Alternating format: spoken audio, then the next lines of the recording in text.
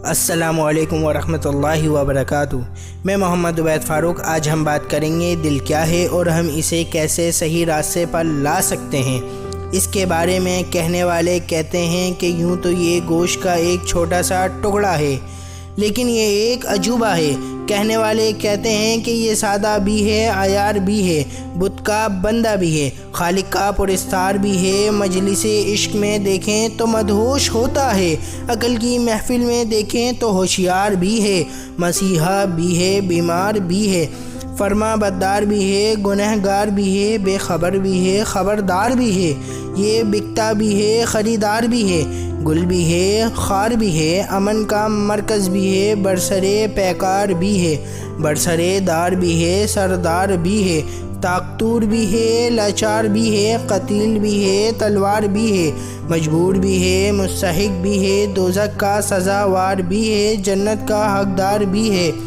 کسی دانشمند کا کہنا ہے کہ نادان لوگ دولت کے لیے دل کا چین لٹا دیتے ہیں، اور دانشمند لوگ دل کے چین کے خاطر دولت لٹا دیتے ہیں، اور دوسروں کا دل جیتنے کے لیے اپنا دل جیتنا ضروری ہے۔ اگر تم نے اپنے دل پر قابو پا لیا تو دنیا تمہارے قبضے میں ہے۔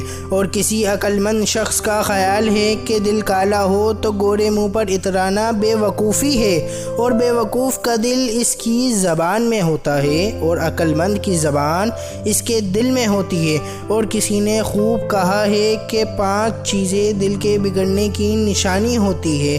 نمبر 1، توبہ کی امید پر گناہ کرنا۔ نمبر 2، علم سیکھنا اور عمل نہ کرنا۔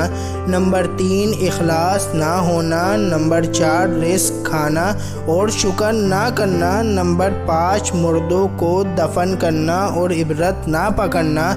اور دل کو روشن کرنا ہو تو غیر ضروری باتوں سے پرہیز کرو، اور دنیا کا غم دل کو کبھی روشن نہیں کرتا، اور دل بدل جائے تو انسان بھی بدل جاتا ہے، اس کی زندگی بھی بدل جاتی ہے، مقصد حیات بھی بدل جاتے ہیں، دیکھنے کا انداز بھی بدل جاتا ہے، گھر بدل جاتے ہیں، معاشرہ بدل جاتا ہے، زمانہ بدل جاتا ہے، تاریخ بدل جاتی ہے، اخلاق بدل جاتے ہیں، راتیں بدل جاتی ہیں، دن بدل جاتے ہیں۔ آئیں ہم اپنے دلوں کو صحیح راستے پر بدلنے کی محنت کریں۔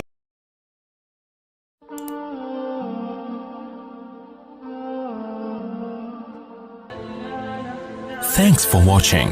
Don't forget to like, comment, share and subscribe.